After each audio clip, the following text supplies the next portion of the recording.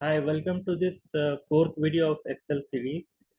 और इस ट्यूटोरियल में हम लोग मैथ्स एंड स्टैटिस्टिक्स के फंक्शन सीखने वाले हैं। अगर आप एक्सेल में बिगनर हैं तो आपको मैं सजेस्ट करूंगा कि आप पहले के वीडियोस को देखें and please subscribe to get updated for more videos. तो हम लोग यहाँ पे देखेंगे कि हमारा लर्निंग आउटकम्स क्या क्या होगा। तो हमारा स्टैटिस्टिक्स के फंक्शंस में हम लोग देखेंगे कि एवरेज सीखने वाले हैं, फिर rank, small, max, mean, large. फिर मैथ्स एंड ट्रिग्नोमेट्रिक फंक्शंस में हम लोग देखेंगे कि sum function, then int function, square root, truncate, round, round up, round down, and round, and lastly how to calculate the due date. तो हमारा जो approach होगा वो हम लोग इस डेटा शीट पे, जो कि हमारा डेटा वन शीट है और डेटा टू शीट है, यहाँ पे हम लोग इस क्वेश्चन के सेट को सॉल्व करते हुए सीखेंगे। और आपके रेफरेंस के लिए मैंने अलग से फॉर्मूला को भी यहाँ पे लिख रखा है, ताकि इसे हम लोग साथ ही साथ रेफर भी करते जाएंगे और ये आपके बाद के रेफरेंस के लिए भी हेल्पफुल रहेगा। तो हम लोग स्टार्ट करते हैं क्वेश्चन से। तो हमारा फर्स्ट क्वेश्चन है, go to sheet data one and calculate the due date. तो हम लोग डेटा वन शीट, जो हमारा ये वाला शीट है, उस पर हम लोग जाएंगे। तो यहाँ पे हम लोगों को F3 पे कैलकुलेट करना है ड्यू डेट। तो बेसिकली ये बिल का डेट था और ये ट्रेडर ने क्रेडिट लिया है, और इस क्रेडिट पीरियड पे 15 डेज का क्रेडिट उसे मिला होगा। तो उसका पेमेंट का डेट हमें निकालना है कि उसे कब पे करना है। तो इस क्वेश्चन को सॉल्व करने के लिए हम लोग क्या कर सकते हैं कि हम लोग यहाँ पे देख रहे हैं कि ये जो हमारा बिल डेट है, जो कि हमारा C3 सेल एड्रेस है। तो ये सेल पे देखेंगे कि यहाँ पे होम टैब में हम लोग नंबर ग्रुप्स पे देखेंगे कि यहाँ पे इसका जो फॉर्मेट है वो डेट फॉर्मेट है। और हमारा क्रेडिट पीरियड, जो कि हमारा E3 सेल नंबर है, उस पर हम लोग देखेंगे कि ये हमारा जनरल फॉर्मेट पे ये वाला वैल्यू यहाँ पे डाला हुआ है। तो इसको हम लोग ड्यू डेट को हम लोग कैलकुलेट करने के लिए हम लोगों को क्रेडिट पीरियड डेज को डेट में चेंज करने का ज़रूरत नहीं है। हम लोग क्या कर सकते हैं, यहाँ पे डायरेक्टली इसको इक्वल टू, और यहाँ पे बिल डेट को सिलेक्ट करके उसके सेल रेफरेंस को प्लस क्रेडिट पीरियड के सेल रेफरेंस को सिलेक्ट करके यहाँ पे हम लोग डायरेक्टली एंटर करेंगे। तो हम लोग देखेंगे कि हमारा ड्यू डेट यहाँ पे कैलकुलेट होकर आ गया है। तो इसी तरह से हम लोग इसको बाकी सेल्स के लिए, यहाँ पे जो हमारा पॉइंटर का बॉटम में ब्लैक कलर का जो प्लस साइन दिखा रहा है, उसको हम लोग डबल क्लिक करेंगे तो हमारा बाकी सेल्स के लिए भी ये कैलकुलेट होकर हमें मिल जाएगा। अब हम लोग नेक्स्ट क्वेश्चन देखेंगे कि in sheet data one, go to cell G2 and calculate the total sales bill. तो हमारा डेटा वन शीट पर हम लोग फिर से जाएंगे और यहाँ पे हम लोग टोटल सेल्स बिल, जो कि हमारा G2 सेल पे कैलकुलेट करना है। तो इसे कैलकुलेट करने के लिए हम लोगों को हमारा जो टोटल सेल्स का बिल था, वो हमारा जो ये क्रेडिट वाला जो कॉलम है, जो कि हमारा डी कॉलम है, वहाँ पे हम लोग देखेंगे कि D3 से लेकर D10 तक जो हमारा डेटा है उसको हम लोगों को ऐड करना होगा। उसके लिए हम लोग क्या करेंगे कि इक्वल टू यहाँ पे सम कर देंगे, ब्रैकेट ओपन करेंगे और इस सेल को सिलेक्ट कर लेंगे, इस सेल रेंज को। तो हमारा D3 से D10 तक हम लोग फार्मूला बार पे देखेंगे, D3 से D10 तक हमने यहाँ पे सिलेक्ट कर लिया है। अब ब्रैकेट क्लोज करके एंटर करेंगे तो हमारा टोटल सेल्स का बिल हमारा कैलकुलेट होकर हमें मिल जाएगा। अब हम लोग नेक्स्ट क्वेश्चन देखेंगे कि in sheet data one, go to cell H2 and calculate the maximum sales bill. तो हम लोग डेटा वन शीट पर जाएंगे, यहाँ पे हम लोग H2 पर जाएंगे। यहाँ हम लोगों को कैलकुलेट करना है मैक्सिमम सेल्स बिल। तो ये हमारा एरे है। बेसिकली ये जो हमारा जितना भी सेल्स हुआ है उसमें से मैक्सिमम जो हमारा सेल्स का बिल है उसे हमें फाइंड आउट करना है इस एरे से। तो उसके लिए हम लोग जो फंक्शन यूज करने वाले हैं, हम लोग फॉर्मूला में देखेंगे कि ये मैक्स वाले जो हमारा मैक्स फंक्शन है उसको हम लोग यूज करेंगे।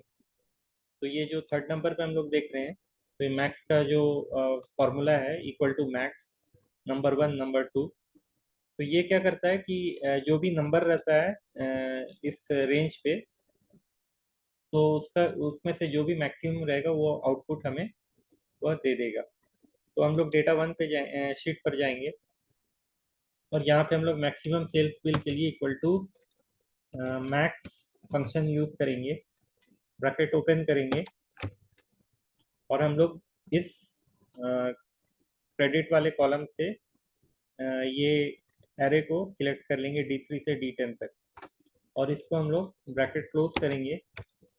और जैसे ही हम लोग एंटर करेंगे तो हम लोग देखेंगे कि ये 7,80,000 हमारा दिखा रहा है। तो ये जितने भी सेट्स है इस पर हम लोग देखेंगे कि हमारा जो 7,80,000 जो कि हमारा D5 पे है, इस आउटपुट को ये मैक्स फंक्शन से हमें मिल गया है। तो इस तरह से हम लोग ये मैक्स फंक्शन को यूज़ करके मैक्सिमम जो भी हमारा एरे में डेटा रहेगा या डिजिट रहेगा उसे ये आउटपुट हमें मिल जाएगा। तो हम लोग देखेंगे नेक्स्ट क्वेश्चन। नेक्स्ट क्वेश्चन बोल रहा है कि in sheet data one go to cell I2 and calculate the minimum sales bill.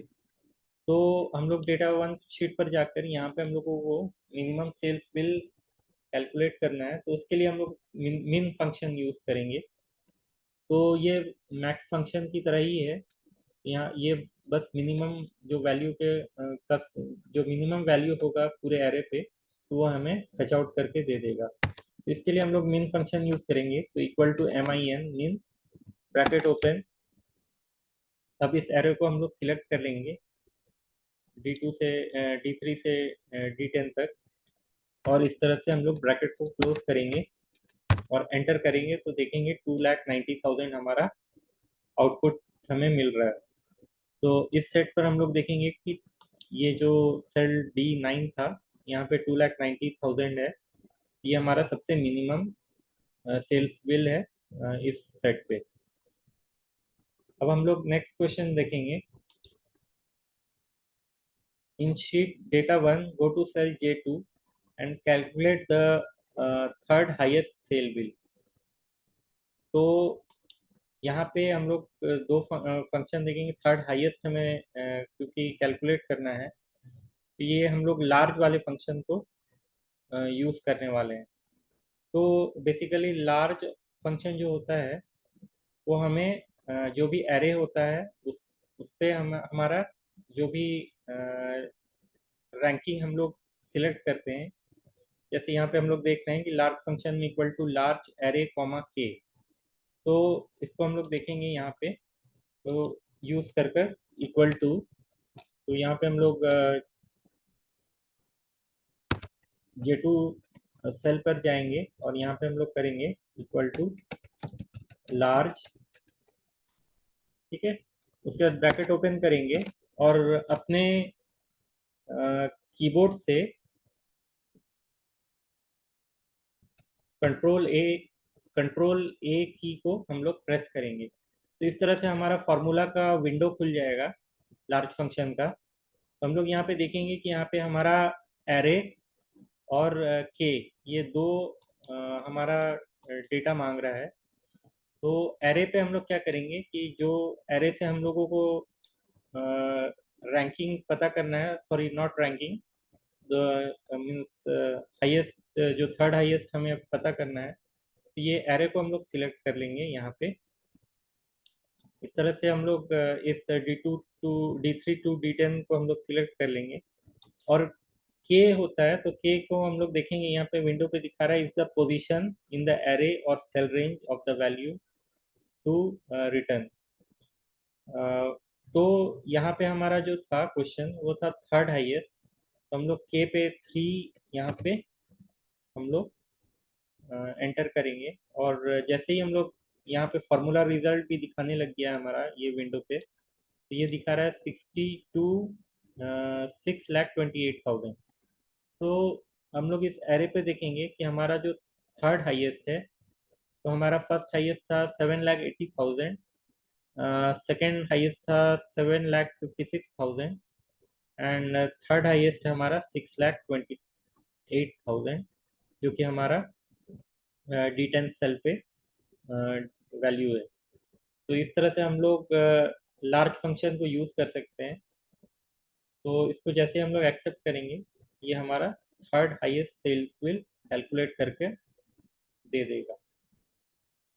तो फॉर्मूला वाले टैब पे हम लोग जाएंगे, यहाँ पे हम लोग देखेंगे कि ये लार्ज फंक्शन इस तरह से यहाँ पे इक्वल टू लार्ज एरे और के, ये दो आर्ग्यूमेंट्स हमारा लार्ज फंक्शन के अंडर में हमें मिलता है।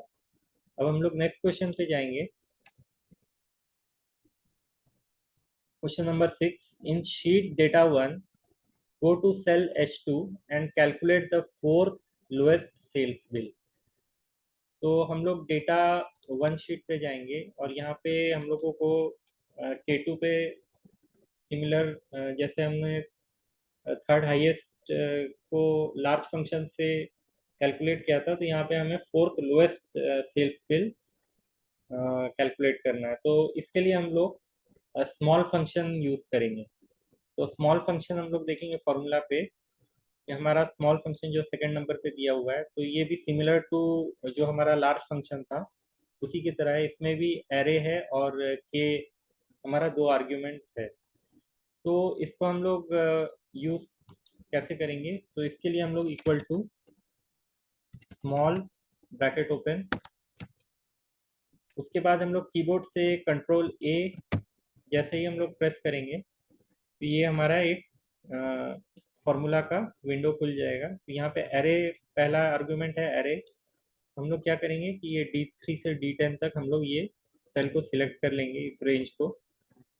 और के हमारा क्या होगा, के जो हमारा है ये फोर्थ लोएस्ट सेल्स बिल मांग रहा है, तो यहाँ पे हम 4 जैसे ही डालेंगे ये हमारा फोर्थ लोएस्ट को कैलकुलेट करके रिटर्न कर देगा। तो हमारा फार्मूला रिजल्ट भी इसी विंडो पर दिखाने लग गया है, जो कि हमारा 5,25,000 है।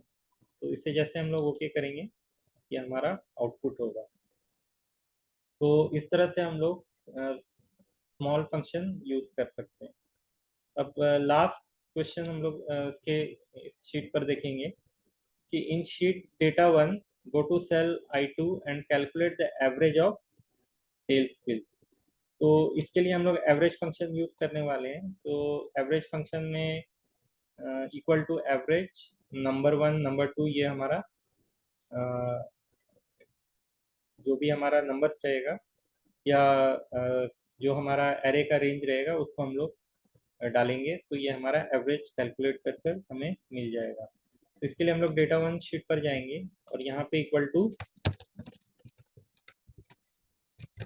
एवरेज ब्रैकेट ओपन, और इसके बाद हम लोग क्या करेंगे कि इस D3 से D10 तक जो हमारा डेटा रेंज है उसको सिलेक्ट कर लेंगे और यहाँ पे ब्रैकेट जैसे क्लोज करके एंटर करेंगे तो ये हमारा एवरेज कैलकुलेट करके हमें रिटर्न करेगा। ये हमारा इस तरह से एवरेज कैलकुलेट हम कर सकते हैं। अब हमारा नेक्स्ट क्वेश्चन है question number 8, in sheet data 2 calculate for each number. ये सब ऑपरेशंस को हम लोगों को डेटा 2 शीट पर करना है। तो हम लोग डेटा 2 शीट पर जाएंगे, तो यहाँ पे हम लोग देखेंगे कि यहाँ पे हमारा नंबर का सेट है।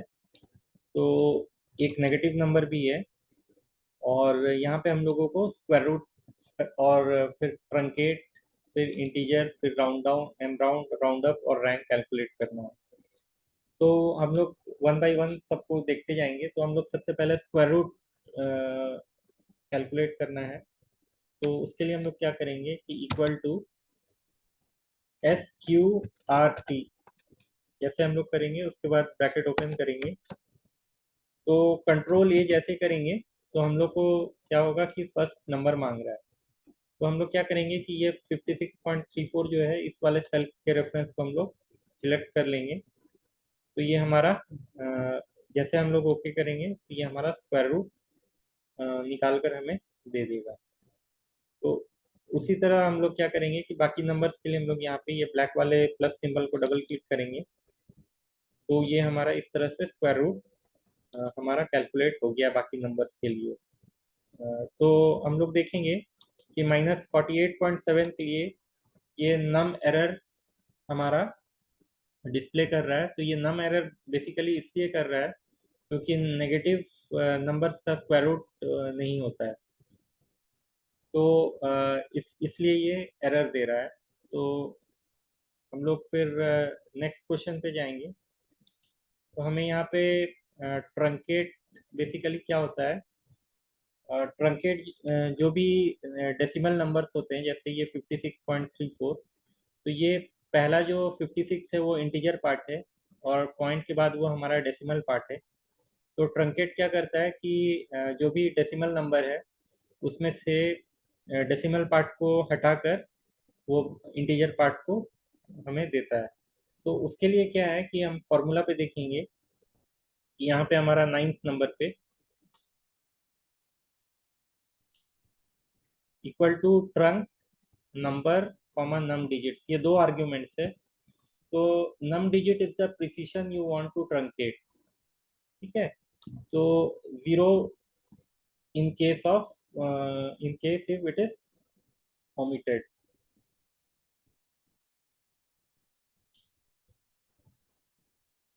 तो बेसिकली ये क्या बोल रहा है कि जैसे हम लोग यहाँ पे इक्वल टू ट्रंक हमारा फंक्शन है ट्रंकेट करने के लिए।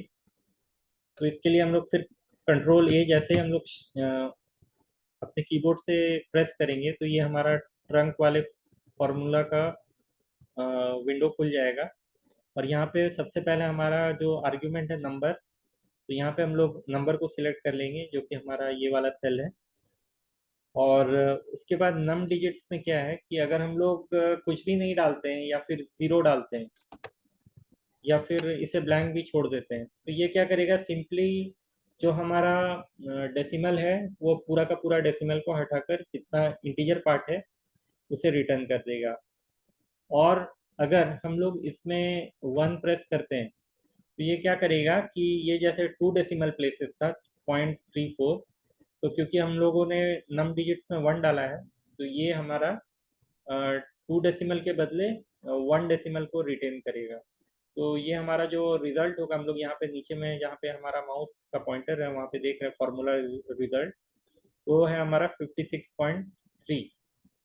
तो ये बेसिकली क्या किया कि 56.34 के इसमें से जो सेकंड डेसिमल प्लेस था उसको हटाकर सिर्फ एक डेसिमल हमारा वह रिटर्न दे रहा है। तो इसलिए हमारा ये 56.3 रिटर्न दे रहा है। तो फिलहाल के लिए हम लोग इसको ब्लैंक छोड़ देंगे। तो ये हमारा क्या करेगा कि सिर्फ जो हमारा इंटीजर पार्ट है डेसिमल पार्ट को ट्रंकेट करके हमारा इंटीजर पार्ट को रिटर्न देगा। तो इसके लिए हम लोग जैसे ओके करेंगे ये हमारा देखेंगे कि ये 56 हमारा रिटर्न हो रहा है। तो बाकी सेल्स के लिए भी हम लोग इसको क्लिक करेंगे तो हम लोग देखेंगे कि ये हमारा जितने भी नंबर्स थे उसका इंटीजर पार्ट को हमारा रिटर्न कर रहा है। अब देखेंगे कि इंटीजर फंक्शन। तो इंटीजर फंक्शन को जब हम लोग यूज़ करेंगे तो उसके लिए हम लोग फार्मूला पे जाएंगे। हम लोग देखेंगे कि इंट नंबर 8 वाले हमारा जो फार्मूला है इंट का। तो ये इंट फंक्शन बेसिकली क्या है, यहाँ पे जैसे हम लोग इक्वल टू इंट करते हैं तो हम लोग इंट और इंट भी इंटीजर को ही रिटर्न करता है जो हमारा डेसिमल नंबर है उसमें से। बट यहाँ पे स्लाइड डिफरेंस ये होता है कि जैसे हम लोग इंट कर कर इस नंबर को सिलेक्ट करते हैं और ब्रैकेट क्लोज कर कर इसे जैसे एंटर करेंगे तो हम लोग देखेंगे कि फर्स्ट केस पे हम लोग देख रहे हैं ये इंटीजर फंक्शन सिमिलर वही इंटीजर को ही रिटर्न कर रहा है जो इस ट्रंकेट फंक्शन से हम लोगों ने किया था। बट ट्रंकेट में ये था कि हम लोग डेसिमल का चॉइस था हमारा कि 1 डेसिमल या 2 डेसिमल नंबर में से कितना हम रिटेन कर सकते हैं। बट इंटीजर सिंपली इंटीजर जो इस नंबर का इंटीजर पार्ट है डेसिमल नंबर का, वो हमें रिटर्न कर देगा। बट नेगेटिव नंबर के केस में हम लोग देखेंगे कि ट्रंकेट हमारा रिटर्न कर रहा था -48.7 से -48। ये सिंपली क्या किया था, ये 0.7 को रिमूव कर दिया डेसिमल के बाद के नंबर को। और यहाँ इंटीजर में हम लोग जब कैलकुलेट करेंगे तो हम लोग देखेंगे कि बाकी नंबर्स के लिए सब सेम है, बट नेगेटिव नंबर्स के लिए ये हमारा -49 इंटीजर जो हमारा फंक्शन है वो हमें -49 रिटर्न करके दे रहा है इस -48.7 के लिए। बट ट्रंकेट में वो सिंपली क्या किया था कि वो हमारा डेसिमल को रिमूव करके डायरेक्टली -48 हमारा रिटर्न कर दिया था। तो ये हमारा इंटीजर और ट्रंकेट में स्लाइट डिफरेंस आते हैं नेगेटिव नंबर्स पे। अब हमारा नेक्स्ट है राउंड डाउन। तो राउंड डाउन नंबर क्या करता है बेसिकली कि जो भी डेसिमल नंबर्स करता है तो उसको लोअर साइड के नंबर पे हमें रिटर्न देता है। तो इसके लिए हम लोग का जो फॉर्मूला है इक्वल टू राउंड डाउन। तो इस तरह से हम लोग राउंड डाउन टाइप करके जैसे ही हम लोग इसको ब्रैकेट ओपन करेंगे तो कंट्रोल ए यहाँ से हम लोग अपने कीबोर्ड से प्रेस करेंगे तो हम लोग को पहला आर्ग्यूमेंट है नंबर, हम लोग नंबर को सिलेक्ट कर लेंगे।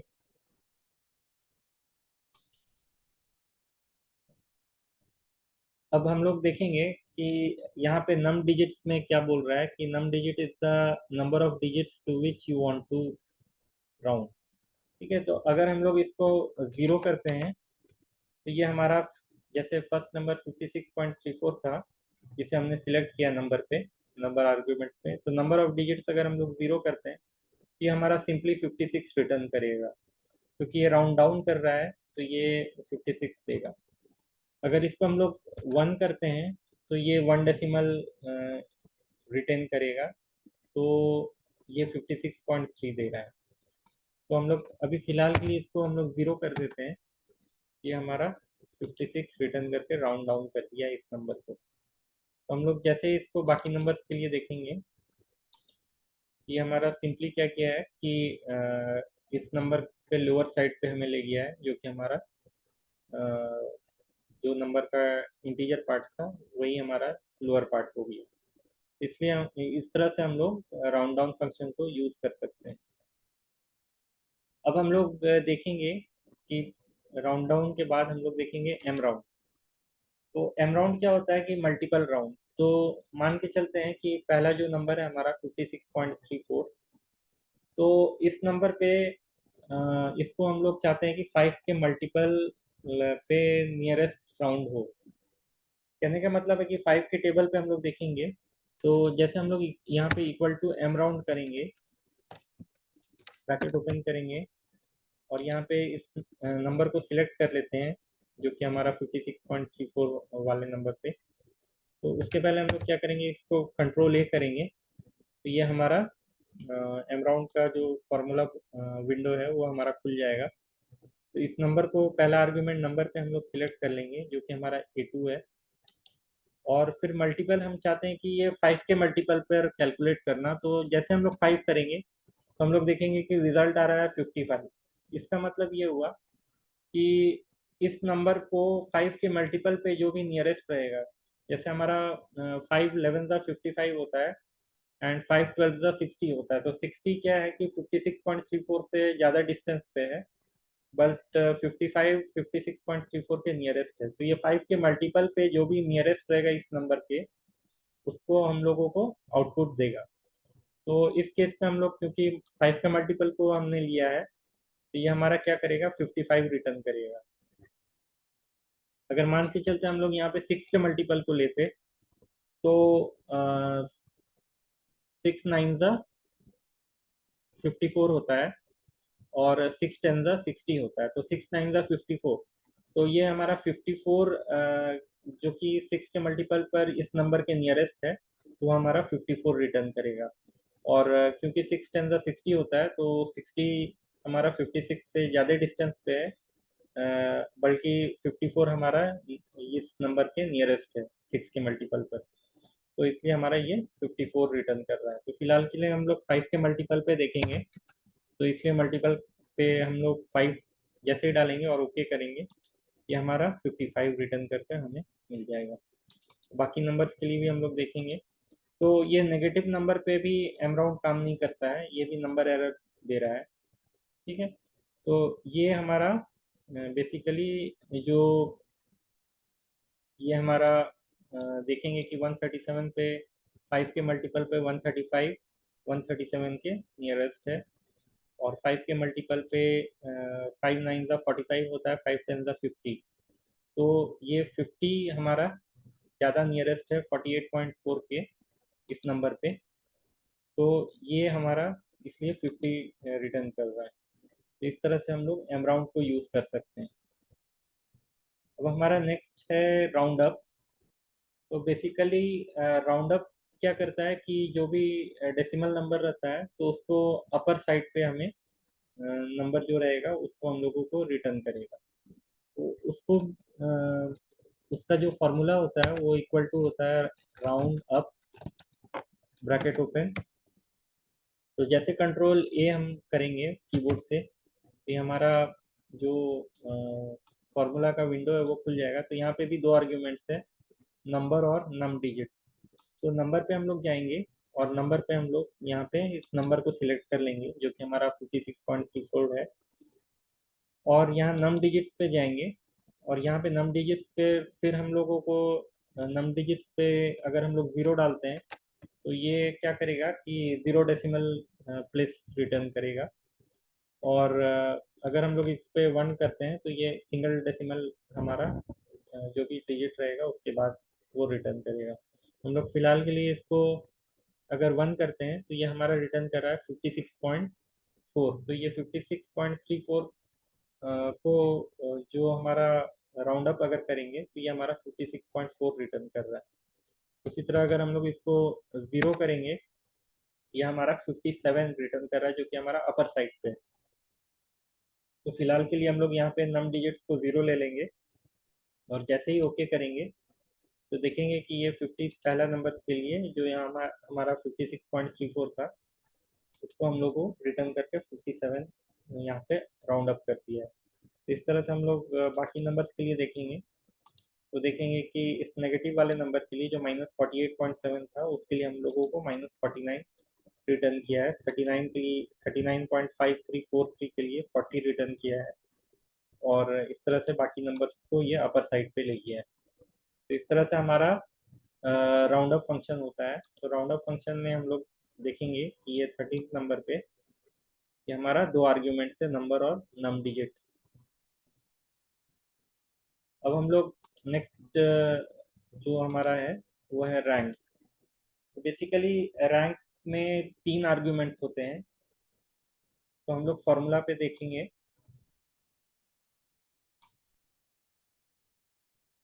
यहाँ पे हमारा 5th नंबर पे रैंक का फॉर्मूला दिया हुआ है। ठीक है, तो इस रैंक पे क्या है कि हमारा 3 आर्ग्यूमेंट्स है। पहला है नंबर, दूसरा है रेफरेंस, और थर्ड है ऑर्डर। ठीक है, तो ऑर्डर बेसिकली क्या है कि असेंडिंग या डिसेंडिंग है। ठीक है, हमें जो भी हमारा जो एरे होगा, जैसे हम लोग इस डेटा टू पे हम लोग इस नंबर सेट्स पे हम लोग देखेंगे कि इस ये पूरे एरे पे ये हमारा टोटल जो A2 से A6 तक हमारा जितने भी नंबर्स है, तो उसमें हम लोग को ये मान के चलते हैं कि हमको पता करना है कि 56.34 इसमें से किस नंबर पे है। अगर हमें हमें असेंडिंग ऑर्डर पे या फिर डिसेंडिंग ऑर्डर पे हम लोग उस चॉइस को सिलेक्ट करेंगे। तो इसके लिए हम लोग क्या करेंगे, यहाँ पे रैंक इक्वल टू रैंक करेंगे, ब्रैकेट ओपन करेंगे। जैसे ही हम लोग कंट्रोल ए करते हैं तो ये हमारा फॉर्मूला का विंडो खुल जाएगा। अब हम लोग को पूछ रहा है किस नंबर का, फर्स्ट आर्गुमेंट है नंबर, तो हम लोगों को किस नंबर का रैंक पता करना है, तो हम लोगों को ये 56.34 नंबर का रैंक पता करना है। रेफरेंस में हमारा पूछ रहा है कि एरे, तो एरे बेसिकली हमारा क्या है कि ये हमारा जो डेटा सेट है, इस सेट में से हमें पता करना है कि 56.34 का रैंक क्या है। ठीक है, तो इसके लिए हम लोग रेफरेंस पे उस एरे के रेंज को या वो डेटा के रेंज को हम लोग सिलेक्ट कर लेंगे A2 से A6 इस क्वेश्चन के लिए। और इसको क्या करेंगे कि हम लोग लॉक कर लेंगे, क्योंकि प्रॉब्लम क्या है कि हम लोग जब बाकी सेल्स के लिए इसको हम लोग ड्रैग करेंगे, तो क्योंकि ये हमारा एक्टिव सेल्स जो हमारा एरे है, वो भी क्या करेगा, जैसे हम लोग इसको डिपेंडेंट सेल जो हमारा रैंक जहाँ पे हम कैलकुलेट कर रहे हैं, तो उसको जैसे हम लोग एक सेल नीचे ड्रैग करेंगे, तो ये पूरा का पूरा जो हमारा एरे है वो भी क्या होगा कि एक स्टेप हमारा नीचे आ जाएगा। उसके कारण क्या होगा कि हमारा जो ये रेफरेंस सेल है वो A3 से A7 सिलेक्ट, A3 से A7 पे चेंज हो जाएगा, क्योंकि वो रिलेटिव रेफरेंस ले लेगा। तो उसके लिए, उसको प्रिवेंट करने के लिए, क्योंकि A7 हमारा जो यहाँ पे देख रहे हैं कि ये हमारा ब्लैंक है, ठीक है, तो इसके लिए क्या होगा, वो एरर थ्रो करेगा। तो उस चीज़ को, वो एरर नहीं बल्कि वो एक्चुअली गलत रैंक हमें रिटर्न करेगा। अगर हम लोग इसी तरह पहले बिना लॉक किए हम लोग देखते हैं, तो ऑर्डर में क्या है कि डिसेंडिंग ऑर्डर के लिए 0 है, असेंडिंग के लिए एनी नॉन जीरो वैल्यू है। तो हम लोग अभी फिलहाल असेंडिंग करना चाहते हैं, तो उसके लिए हम लोग यहाँ पे 1 कर देंगे। ठीक है, अगर इसे हम लोग ब्लैंक छोड़ देते हैं या 0 करते हैं तो वो हमें डिसेंडिंग ऑर्डर में देगा। तो हम लोग असेंडिंग चाह रहे हैं, इसलिए हम लोग यहाँ पे फिलहाल के लिए 1 दे देते हैं। तो ये हमारा देखेंगे कि जो हमारा रिजल्ट आ रहा है वो हमारा 4th आ रहा है। जैसे हम लोग इसको ओके करते हैं, ये हमारा असेंडिंग ऑर्डर पे, ये हमारा 56.34 का रैंक जो है वो 4 हो गया है। तो हम लोग देखेंगे कि हमारा सबसे छोटा जो नंबर था असेंडिंग ऑर्डर पे, वो था -48.7। सेकेंड जो हमारा हाईएस्ट है असेंडिंग ऑर्डर पे, वो है 39.343। थर्ड हाईएस्ट है हमारा 48.4, और फोर्थ हाईएस्ट है हमारा 56.34। बट अभी क्योंकि हम लोगों ने इस फॉर्मूले पे जो हमारा रेफरेंस था जो कि A2 से A6 था, उसको हम लोगों ने फुल्ली लॉक नहीं किया था, क्योंकि यहाँ पे हम लोगों को एब्सोल्यूट सेल रेफरेंस लेना होगा। हम लोग जैसे ही इसको बाकी सेल्स के लिए करेंगे तो वो हमारा गलत रैंक दिखाएगा। तो हम लोग देख रहे हैं कि यहाँ पे -137.124, ये हमारा 4th रैंक दिखा रहा है, जो कि गलत है, क्योंकि हमारा पहला वाला का भी जो रैंक था वो 4 था। ये इसलिए क्योंकि हम लोग देखेंगे कि फॉर्मूला बार पे कि इस वाले नंबर के लिए 137.124 जो कि हमारा थर्ड रो है, वहाँ पे जो हमारा रेफरेंस, जो रिलेटिव रेफरेंस ये सिलेक्ट हुआ है, वो हो गया है A3 से A7, बट हमारा जो रेफरेंस था वो A2 से A6 था। तो ये इसलिए हो गया क्योंकि हमारा जो, जब हमने यहाँ पे इसे ड्रैग किया इस फॉर्मूला को, तो ये जो हमारा सेल रेफरेंस था वो भी ड्रैग होकर एक नीचे आ गया। तो ये अब क्या किया कि A3 से लेकर A6 तक, हमारा A7 तक, A3 टू A7 तक ये हमारा रेफरेंस को ले लिया है। तो इस सेट में से वो इसका रैंक को डिस्प्ले कर रहा है। तो ये 56.34 इस रैंक, जो रैंक का ऑर्डर है उस पर वो अलग हो गया है। तो इस चीज़ को हम लोगों को सॉर्ट आउट करने के लिए क्या करना होगा कि फर्स्ट फार्मूला पे जाके यहाँ पे A6 जो हमारा A2 से A6 है, यहाँ पे F4 प्रेस कर कर इसको हम लोगों को, ये A2 और A6 को हम लोगों को लॉक करना होगा। तो इस तरह से हम लोग यहाँ से भी लॉक कर सकते हैं, और यहाँ से अगर हम लोग नहीं लॉक करना है तो हम लोगों को फिर फार्मूला विंडो खोलना होगा। तो हम लोग क्या करते हैं कि एक बार फिर से इसको फार्मूला डालते हैं, तो equal to rank bracket open control A, ये हमारा फार्मूला विंडो खुल गया। अब यहाँ पे नंबर मांग रहा है, तो नंबर के लिए हम लोग पहला नंबर को सिलेक्ट कर लेंगे। रेफरेंस के लिए हम लोग A2 से A6 सिलेक्ट कर लेंगे, और यहाँ पे F4 प्रेस करेंगे अपने कीबोर्ड से, इस रेफरेंस वाले जो आर्ग्यूमेंट्स है उस पर हम लोग जब हम लोग इस डेटा रेंज को सिलेक्ट कर लिए उसके बाद F4 जैसे प्रेस करेंगे तो हम लोग देखेंगे कि ये फार्मूला बार पे ये completely row and column lock हो गया है। अब क्या होगा कि अब हम जब ऑर्डर पे जाएंगे तो असेंडिंग ऑर्डर के लिए हम लोग यहाँ पे 1 दे देंगे और इसको ओके करेंगे। तो अब क्या है कि अब हमारा, क्योंकि ये जो हमारा एरे था ये अब लॉक हो गया है तो ये अब हमारा मूव नहीं करेगा। अब जैसे हम लोग इसको बाकी सेल्स के लिए करते हैं तो अब हम लोग देखेंगे कि ये हमारा रैंक सही तरीके से दे रहा है। तो होप सो आपको ये वीडियो पसंद आया होगा, और अगर आपको ये वीडियो पसंद आया है तो काइंडली इस चैनल को सब्सक्राइब करें ताकि आने वाले वीडियोस के लिए आपको अपडेट मिलता रहे, और बेल आइकन को प्रेस करें, और प्लीज़ कमेंट आउट करें ये वीडियो आपको कैसा लगा, और प्लीज़ शेयर करें इस वीडियो को। Thank you.